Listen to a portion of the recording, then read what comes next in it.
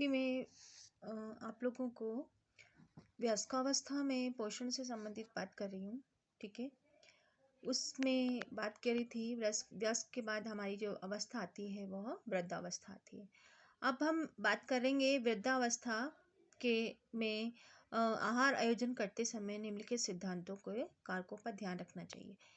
ठीक है, ये अवस्था बहुत ही नाजुक अवस्था होती है। इस समय पोषण की विशेष अवस्था की और ऊर्जा की पूर्ति के लिए हमें कार्य करना होता है। वृद्धों के लिए उसकी पोषणिक आवश्यकता के अनुरूप कम ऊर्जा, उच्च प्रोटीन युक्त विटामिन, खनिज, लवण से परिपूर्ण संतुलित भोजन की व्यवस्था होनी चाहिए। दूसरा आता है, वृद्ध व्यक्ति एक बार पेट भर के भोजन ग्रहण नहीं कर सकते हैं, अतः दिन में 5-6 बार अल्प मात्रा में ताजा, सात्विक व हल्का एवं सुपाच्य भोजन होना चाहिए। भोजन नरम, मुलायम, कम मिर्च वाला, मसाले वाला होना चाहिए। भोजन में घी, तेल, चिकनाई का प्रयोग कम से कम करना चाहिए। भोजन में तरल, अर्ध तरल भोज्य पदार्थ जैसे दूध, छाछ, सूप, शिकंजी, फलों का रस, खिचड़ी, दलिया आदि सम्मिलित किया जाना चाहिए। कब्ज से बचाने के लिए पर्याप्त मात्रा में रेशेदार नरम सब्जियों और फलों का प्रयोग करना चाहिए। अस्थियां विकृत तथा अल्पायु रक्त अल्पता से बचने के हेतु आहार में पर्याप्त मात्रा में दूध व दूध से बने पदार्थ, हरे पत्तेदार सब्जियों का सेवन करना चाहिए। पर्याप्त मात्रा में पानी का सेवन करना चाहिए। रात्रि में भोजन लेते समय कम उसके बाद 2-4 घंटे के पूर्व कर लेना चाहिए और रात्रि में सोने से पूर्व दूध का सेवन जरूरी होता है, वांछित होता है। भोजन रुचिकर, विविधता युक्त, प्रसन्नचित्त वातावरण में उसकी मनोवृत्ति के अनुकूल होना चाहिए, जिससे वह प्रसन्नतापूर्वक रुचि से भोजन कर सके। ठीक है, ये हमने बात की वृद्धावस्था में पोषण के लिए हमें क्या क्या ध्यान देने की आवश्यकता होती है।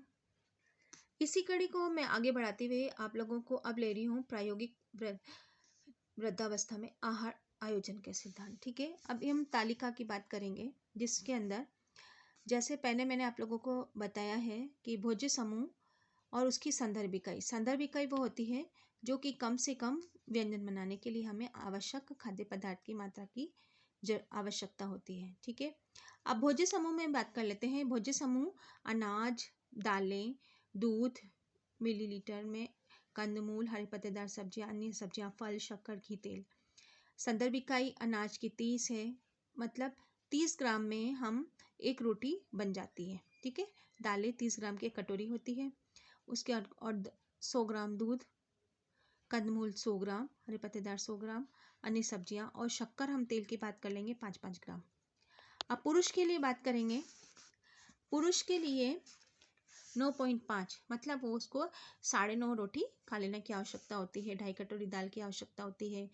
3 से इसको गुणा करके 300 ग्राम दूध की आवश्यकता होती है। 200 ग्राम कंदमूल की आवश्यकता होती है। 100 ग्राम हरे पत्तेदार सब्जियों की आवश्यकता होती है। अन्य सब्जियां 200 ग्राम और फल की आवश्यकता होती है 200 ग्राम। और इसमें 4 है, 20 ग्राम शक्कर की आवश्यकता होती है और 25 ग्राम तेल की घी की आवश्यकता होती है। अब महिला की बात कर लेंगे तो उस महिला के लिए 7 रोटी पर्याप्त होती है।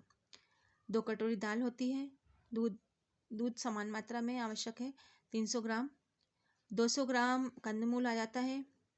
हरे पत्तेदार सब्जी की बात करेंगे 100 ग्राम आ जाती है। 200 ग्राम हरी सब्जी आ जाती है। फल 200 ग्राम आ जाता है और इसके जो शक्कर की मात्रा है समान है, लेकिन तेल की मात्रा थोड़ी कम हो जाती है।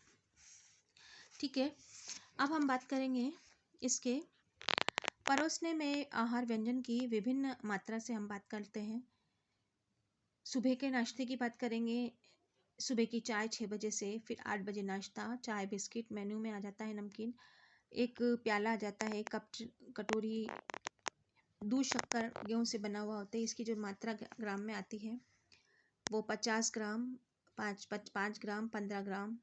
इसकी जो इकाइयों में जो बटेंगे वो आधा, एक, आधा। फिर नाश्ते की 8 बजे का नाश्ते की बात आती है। दूध, कॉर्नफ्लेक्स 1 कप, आधा कटोरी कप कॉर्नफ्लेक्स अनाज का बना होता है, मात्राएं। ठीक है, इसी तरह से बात करते हैं। उपमा ले सकते हैं, शक्कर, सूजी का प्रयोग कर सकते हैं।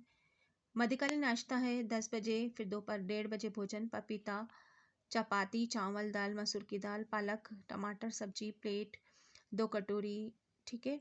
पपीता, गेहूं का आटा के अनाज से होता है, घी, चावल, अनाज, दाल, घी, पालक, आलू, टमाटर, तेल, इसकी जो मात्राएं दी गई है 100, 60, 2.5, 30, 30, 2.5, 100, 50, 50, 5। फिर इसकी जो आती है, हमने जो इकाई जो हमने बनाई थी, इसी को बांटते हुए, ठीक है, टुकड़ों में बांटते हुए ये हमारी इसमें ये प्राप्त होती है, ठीक है। शाम की चाय की बात करते हैं। एप्पल शेक आ जाता है, भेलपूरी आ सकती है, ग्लास दूध आ जा सकता है, प्लेट में सेब का फल, शक्कर, मुरमुरे अनाज आ जाते हैं। रात्रि के भोजन में सूप 7 बजे, रात्रि के भोजन 8 बजे लौकी का सूप आ जाता है, चपाती आती है, दही आता है, नमकीन आता है, मटर आलू सब्जी आ जाती है। 1 गिलास आता है लौकी सूप सब्जी, गेहूं का आटा, दलिया अनाज, रात्रि सोने से पूर्व 9 बजे।